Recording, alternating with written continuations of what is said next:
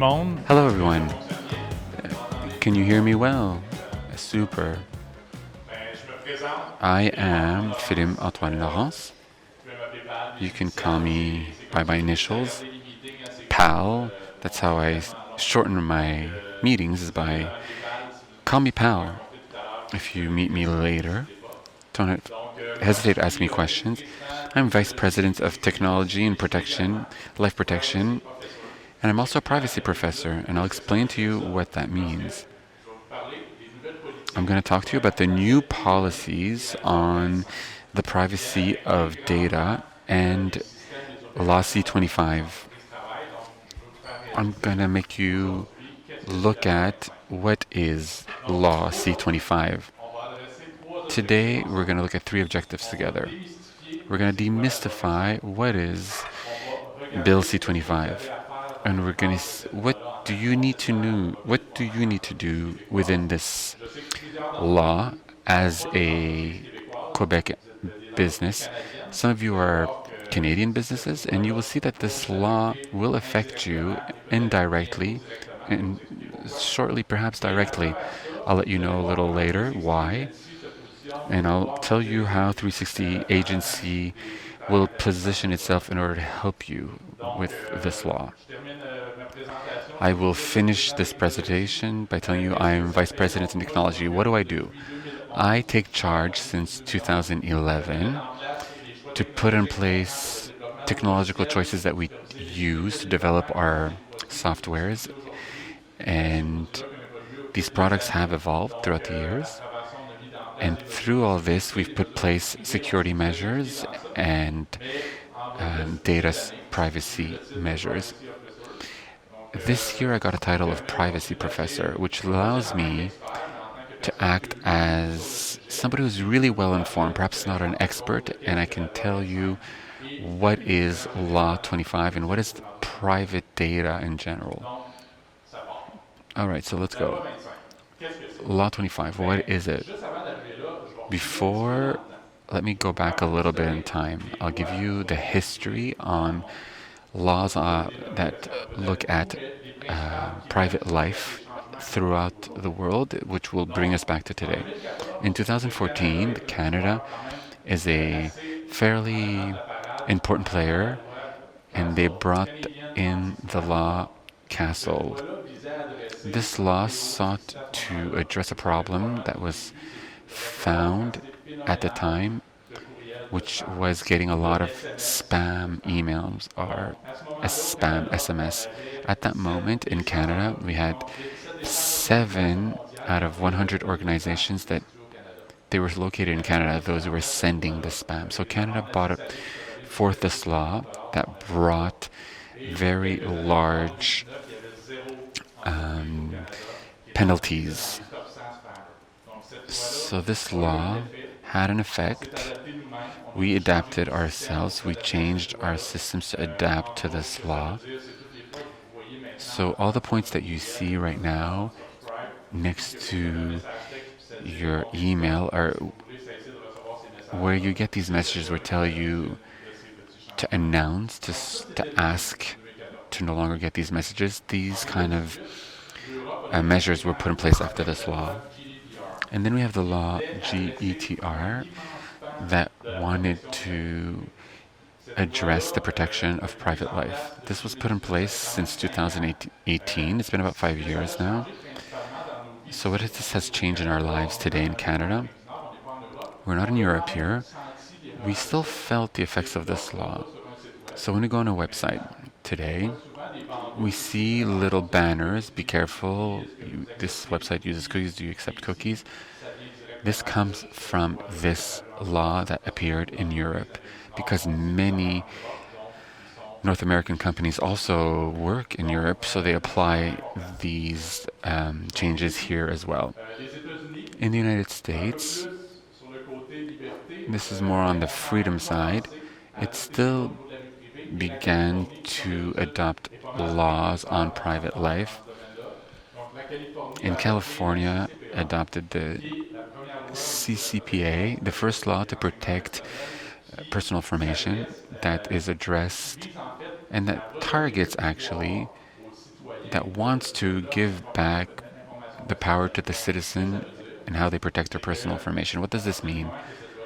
Once this law appeared, every person could ask Cal- a, a business in California that has information on them to provide a list of the information they have on that person, and they could even make requests to erase certain informations. So the United States took this, made this law in order to protect personal information. Now we're in 2022. So is there a large range between 22, 24? Because this is a progressive law that we applied on 3 years. So this law addresses Quebec businesses. Some of you who have dealerships outside of Quebec, however, this doesn't address you directly. However, I think you should still listen because in Canada there's the Bill C-27 that's being prepared right now. It's at the third step of its evaluation. It's the committee step, and this law is coming soon. I can't tell you when. I think within now to 2 years. I think that it'll be as aggressive as Bill 25 when it comes to protecting personal private information. So I tell you, be careful. Perhaps you could already begin to apply things that we are applying here today in Quebec in a preventive measure. It's better to be proactive when we're looking at the landscape of laws that change rapidly.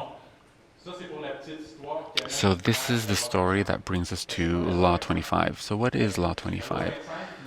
Law 25 is a law that the government put in place. This is perhaps was provoked by a large information leak that happened at Desjardins. This law could have perhaps prevented that situation. So this applies itself to all Quebec businesses. So you just have to be a registered Quebec company. If that is the case, you must follow Law 25. The objective, the goal, is to protect the personal information of individuals when it comes to data collection. What I like is to really understand the why of the law. When we understand the why, we start changing our behaviors. And we'll start acting a little more consequentially. So here are the major lines. It's transparency. What the law says, the personal information of individuals, what you do with them and how you collect them, why you collect them. You must let people know it's fine that you collect personal information. We need to collect personal information, but we need transparency. All you need to know is you have to explain to the client, the consumer, why do you collect this data and how much time will you keep it. Transparency is key. Second element is consent. So no longer can we find information on people without their consent. If a client asks you the list of what you know about them and you tell them, and then they realize things that you know information about them that they were not aware of, it means we might have lacked when it comes to consent. So we must always make sure that people consent to the data collection. Protection is another aspect. So very well, you have consent. Once you have the data, if this data is not protected and it goes from one USB key to another, if it is transmitted through unprotected emails or unprotected computers, even if we put everything in place at the entry level, if we lose this information once it's with us, that's really, it's a dire situation. It's a bad situation. When we're talking about your social security number, for instance, we cannot lose such information. So we must make sure that we have internal protection in order to safeguard this information. And we have to, this law also provides the right to the consumer to access the information you have about them and to modify it. So if you understand this, you won't be surprised by what the rest, what will follow. So how do we apply all of this and how will this change our lives? So before I continue, what is personal information? It's a data that allows you to identify an individual, a human. So this could be identity data, name, email, phone number, home address. That's the basics of the data that you usually have in your systems, I'm sure. So that's what the law is targeting. And it's also sensitive information. The law distinguishes between essential and sensitive. Sensitive information is what any reasonable person would say, such as you don't want people to know your sexual orientation, your social security number, your health status. This is considered sensitive information in the lens of the law. And then profiling data. So this is data related to behavior. If I want, I could identify one person by their behavior without naming them. It remains a personal information. This is also subjected to the purview of the law. And you'll see if this has an impact on you in a few minutes. I've talked about the importance of protecting data. Data needs to be protected, so the government will have really severe penalties for those who do not protect information. If there is data leaks that impacts individuals, individuals will have the right to sue on the civil level up to $1,000 per person. And if this leak has incorporates 100 to 1,000 to 1,000,000 people, it'll be very expensive. And there will also be administrative penalties of $10 million or 2% of your profits.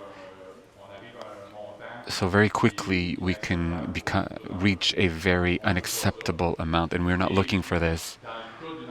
And in the case of a business that has a repeat offender or is ill-intentioned, it could go up to $25 million. All this to say that this is a very serious law. And you cannot say, okay, we'll pay the penalties if we get caught. You don't want to pay that. So here's the brunt of the matter, the more Cartesian part, if I may say so. I'll try to do it right. Do not fall asleep. What you have here was to be done for September 22. So that was last year. And I hope that you already began. If you didn't, it's not important. At least you're aware you can jump in and get aboard. So what should you have done right away now? So first thing is to design a privacy officer. At 360, I was designated in charge of personal information. It has to be official. It's not hey, pal, do you want to be privacy officer? Okay. No, it has to be done by writing. If there is an inquiry from the Access to Information Commission, this person will be in charge, will be responsible, in fact, to show them what has been done to protect the information and to put the name of and the contact of that person on your website so that everybody who wants to get in touch with you will be able to do so. We have put the name at the privacy officer at 360 agency. That's the way to contact the privacy officer. Second thing is to come up with privacy policy. How do you protect the personal information if there is a leak? Who is will be in charge? How do you report an event? Uh, and You have to put your policy in writing. If there is an event, if there is an incident, if there is an inquiry, what will show that your business taking personal information protection seriously? And an event register. You can have naturally any loss of personal data by people which should not have access to these data are in fact an event. And you have a register, you need a register, and you have to take good note and to see if it was a grave incident, if it has the breach been actually literally shut off, or have we protected all the personal information of your employees? Let's say your HR are having the information on your people, medical information in some cases. If everybody that has access to that, it's potentially a security breach, and you have to restrain the access to the right people, maybe the HR team and the management team. It could be as simple as an Excel spreadsheet. It doesn't need to spend millions of dollars. You only have to set up processes. The notification process, what they call the CAI, and if you have an event which will be a serious prejudice to the information, you have to notify the Commission of Access to Information of the breach at Desjardins a few years ago. As long as you have that kind of breach, the Commission has to be aware of it and what you have done to solve the said breach and to improve the situation. So it's important to notify it. You don't want to go there in the commission, the access to information. The CAI will probably do an inquiry. This is not something that you would like to do. It is important to make sure that you will prevent every kind of breach upstream. And in fact, it's important to do the inventory of personal information and of the different supplier who will process this information. They will process that in your name, 360 agency. We have a lot of information from the part of your clients. We supply systems to you, and you have to know that which information we are managing in your name. I will come back to that point. I have a slide on that very matter, so it's important to cover that point. And also to set up a training program. You're aware of Law 25. You're probably a privacy officer yourself.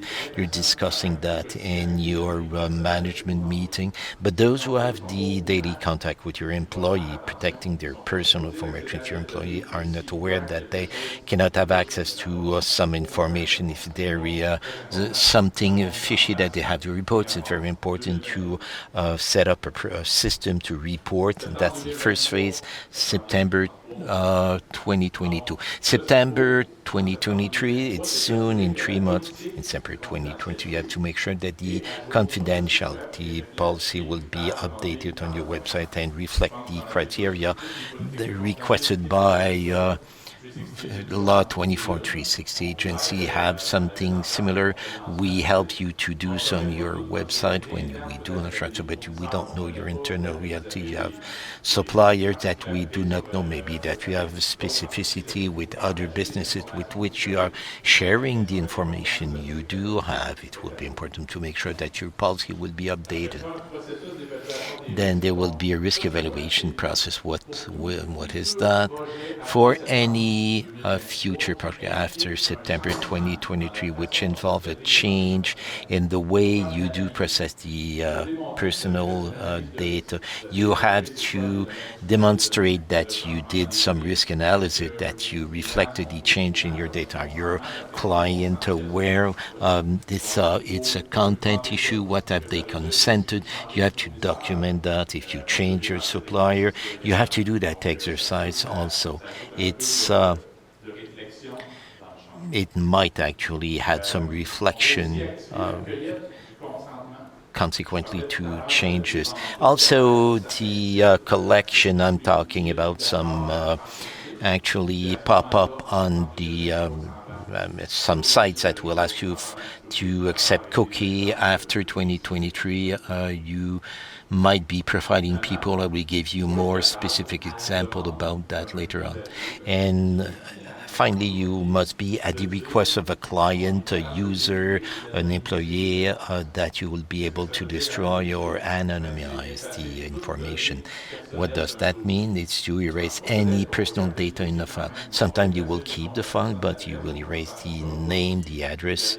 You don't know who will be behind that file. The file might stay there, but you won't be able to retrace an individual specifically after anonymization. So that's phase 2 for September 2023 in 3 months. The last phase 3, it's a lighter one, only 1 point. It's the portability of data, and it's quite simple. What does it mean? A user, client, an employee will be able to ask the famous question, give me everything you know on me. So you have to extract from all your system the list of all the information you have on that person and share it with them uh, in something which is readable, PDF document, Excel spreadsheet, but it will be important to do so. The more systems you have, the more it will be difficult to set up, but you need to do it. So these are the 3 phases over 3 years for the actually the implementation of that law. I'll come back on the personal information inventory and the suppliers issue because that element might request a good exercise. I will tell you in which way you can proceed, and we already did it. So it is inventory and classification of personal data. That's what I explained earlier. And you have file for your clients. You have name, the address, phone number, cell phone number. For some clients, you also have credit requests. So you might have the social insurance number and the bankruptcy. The last 5 years, just I explained for you, the address at home, the emergency contact information. In general, these are not in a few hours, in a few days, you will have a complete list. That's the starting point. And then you have to say who have access to all these data. The file for a client, the contact information of a client, the email, phone number. It might be okay if all the sales force has access to it, the BDCH, and in fact they need to have access to this client database. The employees can have information. The credit information about clients, maybe not all the salesmen should have access to it. Maybe some key employee only should have access to it. So for each data you have to do that reflection, define it, and then you might realize that there is things that everybody have access to and it's not protected. It should not be so. You go on servers, there's no protection, no password. It might bring you to do some changes in your infrastructure, your file, the way you are actually storing your data. That's the intention of law, to improve the protection and to avoid potential breaks. Then you have to do the mapping. the data, where are they, how are they moving around? Is a client in the system A, system B, and for supplier D and sent to supplier E? And so it's important to map that data retention. How long will you keep all these data for life, which you're not supposed to do? The law do not allow for that. There's a limit. You have to define the limits. And somebody who is doing a road try and they do not purchasing the vehicle, do you keep their information for 5 years or erase after 6 months? You have to ask this question. The suppliers and their function list. It's part of the mapping, but you have to list all your suppliers and which personal information each of these suppliers do control. And finally, to make sure with your IT team that you have the good protection measure in place, that you have internal protection. Is your computer network well protected? If it is Windows, do you have antiviruses? If an employee leaves, can do will they be deactivated immediately or 6 months later if they have access to still have access to it and can have access to client lists and all that. So inventory of information in supply is a very important step, which is your responsibility. In the extreme case where you have no personal information, no system at all, everything is situated at one or two suppliers. You cannot necessarily wash your hands saying, Law 25 is not to me, I have no personal information. No, the personal information supplied by your by in fact by are your responsibility that you are doing business with suppliers who will have good safety measure and are in control of what's happening. I will illustrate a typical scenario for some dealership, what the mapping could look like. So one round is one supplier will all the dealers have a website supplied by a company. If you have a website, it's probably with 360. You probably have a CRM also. On the CRM, you have personal data. You have a database of client, and it's actually the reason why you have a CRM. You have a file right there. The data will move around. If you have a website, if you website is under one supplier's CRM and another one, the data will travel between these two. You have to document this movement. You have a chat platform on your website. We deal with another company. This company will also have the list of your client because the client on the chat will be part of the system, and probably that the chat will generate a lead in your CRM, so the data will come back by the back door, and you have a widget or trade-in platform that will have the personal information. What is your vehicle? Since when do you have it? And desk, and that will talk with trade-in, with CRM, yeah, DDMS, also with all of these super critical data. You're doing some advertising. There's an advertising company which is doing advertising, profiling individuals, so they have personal data at hand. You have a credit platform which has synthesis data inside. So the mapping of your data are they're moving around and they are actually store at that place. That's the way it is, that the ecosystem as it is today. But what's happening when you have somebody who come inside with malevolence, or somebody who is an employee that could be not necessarily malevolent, but careless, and they have not protected their. This is probably email that's exchanged between two systems and that was intercepted. You have a breach here. Your CRM, in fact, one of your employees left hangry, and you probably have the list of all your clients. That's a data break.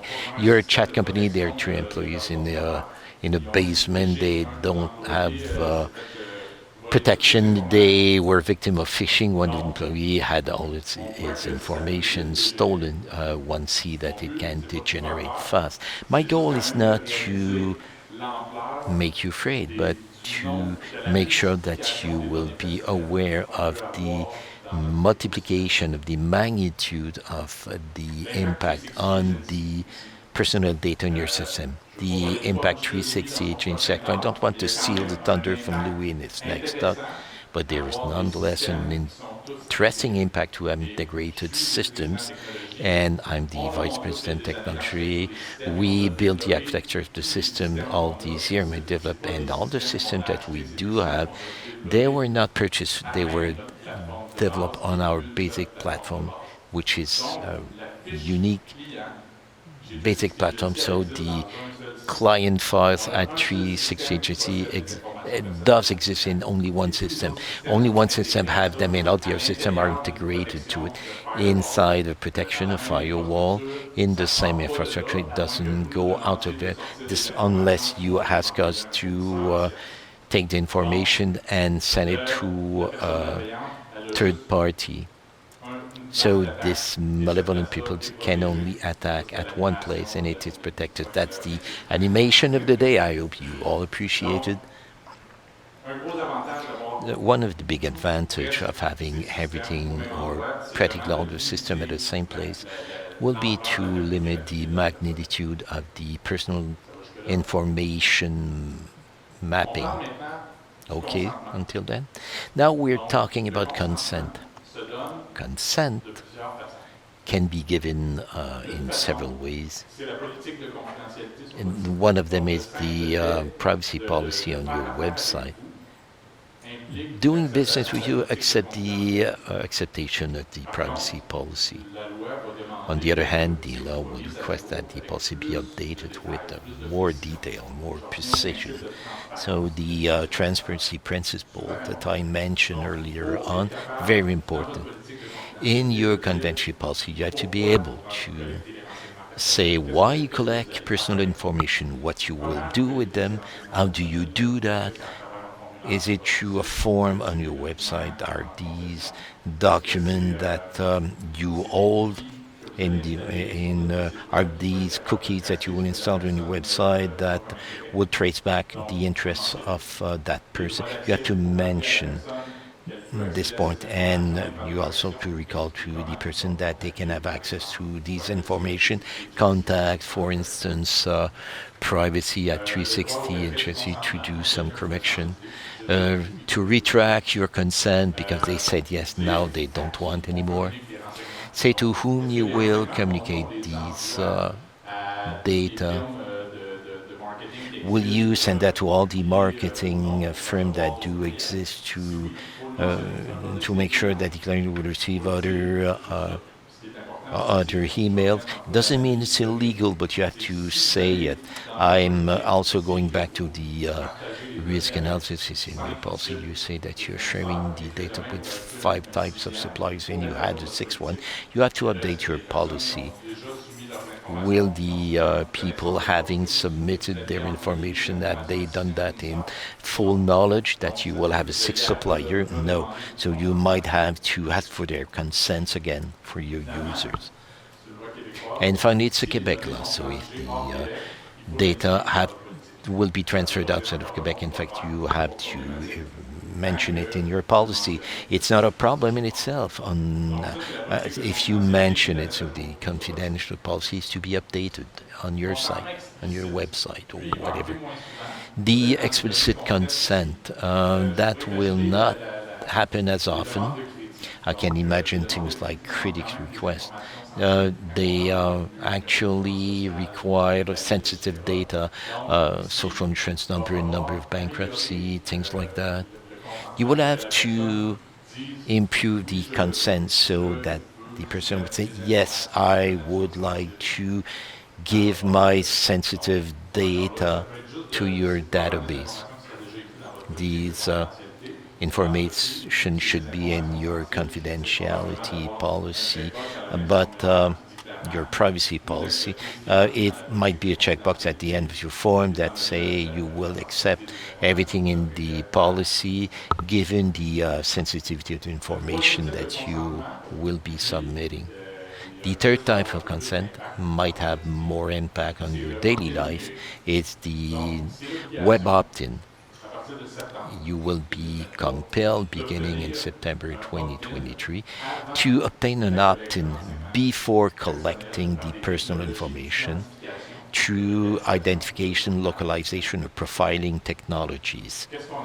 What do we hear by profiling? Well, I'll read the elective joint the analysis of some of the characteristics of an individual, such as their work performance, economic situation, health, personal preference, interests, or behavior.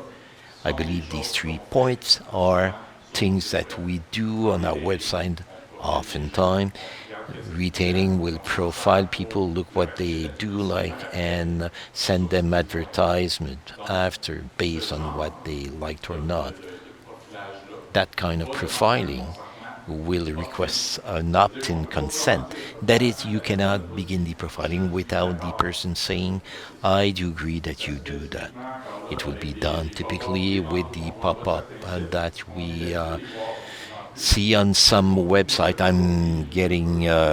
We're getting used to it. In my case, I always accept. Some would say no, and but you have to offer to people the possibility to opt in or out. And those who say no and they've been profiled before, they would not have been happy to be profiled, and they seem that their private life has been invaded.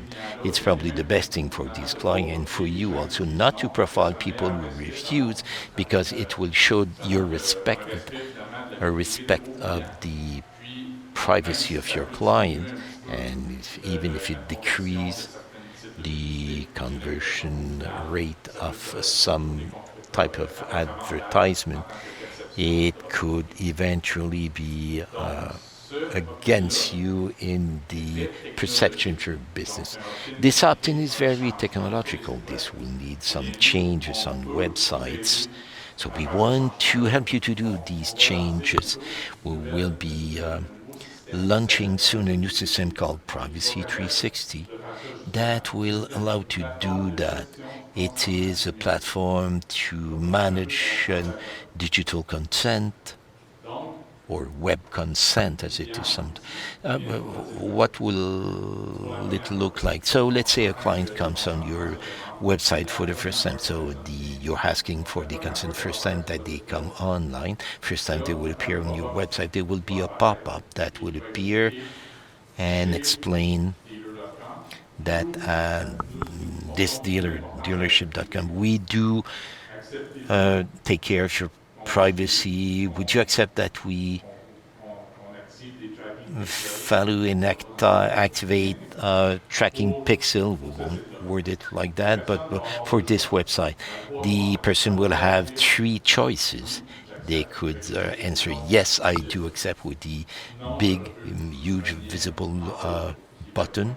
No, I refuse, something that will not be as visible, and also I want to custom made, tailor made what I do. Facebook, I don't like Facebook. Okay, Google, that's okay. I don't want this pixel, not this one. This system will allow to activate only the targeting pixel selected by the person.